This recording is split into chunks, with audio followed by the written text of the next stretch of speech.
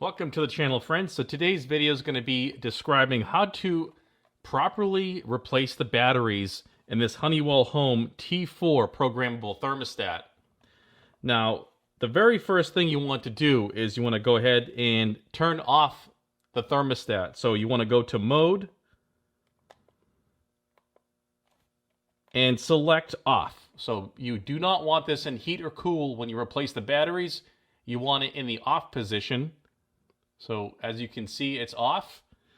Now you want to go ahead and remove this off your wall. This here has the backing plate and it comes straight off. Just like that. This is going to be attached to your wall. And now it exposes the back side of the thermostat. You have two AA batteries. We're going to go ahead and remove those.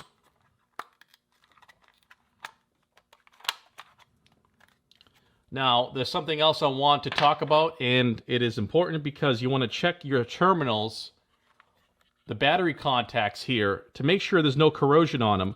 So take a Q-tip and some isopropyl alcohol and clean those contacts and polish them out. Because there will be corrosion on them, believe it or not, over time. So that will keep your batteries lasting a little bit longer. Sometimes if there's really bad corrosion on there, you'll go through batteries really quick. So once you confirm that everything is nice and clean, you can go ahead and replace the thermostat with a new set of batteries. Just like that.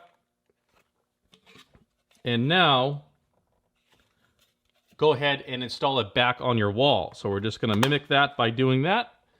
And now we have the thermostat back up and running.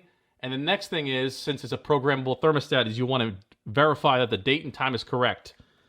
Since we put the batteries right back into this unit, it goes right back to the most current time, but you want to go ahead and double check that and make sure that's correct.